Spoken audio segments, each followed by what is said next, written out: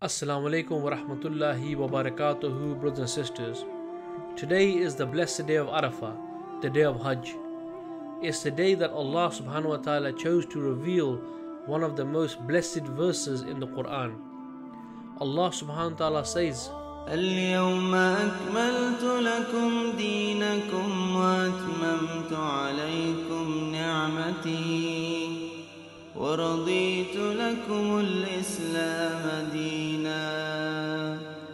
This day I have perfected your deen for you, completed my favor upon you, and have chosen for you Islam as your deen. Subhanallah. Allah subhanahu wa ta'ala is telling us that He has perfected the deen of Islam, and this is His favor upon mankind.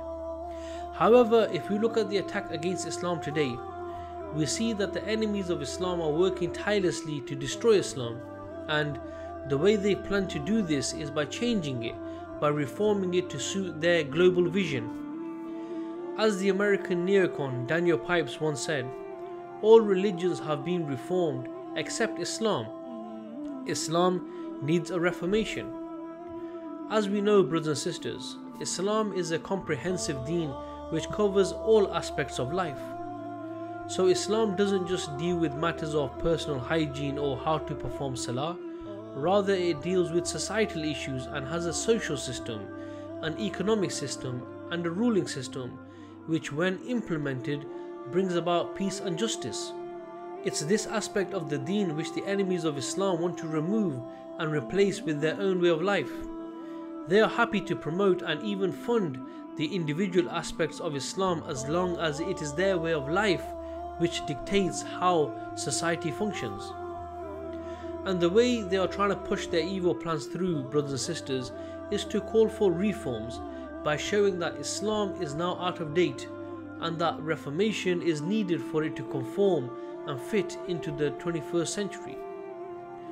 This is why there is a relentless attack on Islam and Muslims today, and unfortunately, under this intense pressure, we see that there are some Muslims who are now calling for reforms, calling for a review of the Islamic sources such as certain ayats of the Quran or the Ahadith.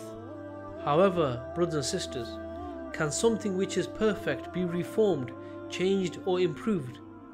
Obviously the answer is no. The problem here isn't with Islam, as Islam is perfect. Rather, the problem is with the way we understand and carry Islam. If we cannot defend Islam and instead crumble under the pressure, then the fault is ours, and we must look inwards and ask ourselves, why are we always on the defensive? Allah subhanahu wa ta'ala has told us that He has perfected Islam, so what do we have to be defensive about? Why should we call for Islam to be changed? In fact, it's us who should be on the offensive. It's us that should be on the front foot, because we have the haqq, we have the truth.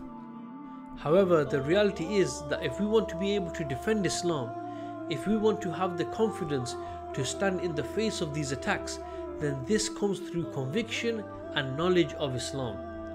We need to have the knowledge about what Islam truly is, what it means to worship Allah subhanahu wa ta'ala. We need to study the life of the Messenger sallallahu alaihi wasallam and understand his mission. We need to know about our history. But how will we do this, brothers and sisters, if Islam is at the back of our minds? How will we do this if we don't see carrying the knowledge of the deen as a priority? Brothers and sisters, it's time we made the necessary changes we need in our lives. Today is the blessed day of Arafah, and subhanallah, there is no other day like it in the whole year. It is said that this was the day that Allah subhanahu wa ta'ala accepted the repentance of Adam alayhi salam. It is a day that Shaitan himself feels the most humiliated and despised as he sees the mercy of Allah descending down. My brothers and sisters, the best day of the year is the day of Arafah. Subhanallah, is there a better day for us to make the sincere intention that we are going to become the defenders of Islam and deal with the challenges that we will face on this path? As humans, we will always make mistakes, and there is no doubt about this, as we are limited, imperfect creatures. However, Islam is perfect, and it's a great shame if due to our ignorance we fall into the traps of the enemies of Islam and try to show imperfection in Islam and call for it to be reformed due to the change of times. Allah forbid. Jazakallah khair for watching. Assalamu alaikum wa rahmatullahi wa barakatuhu.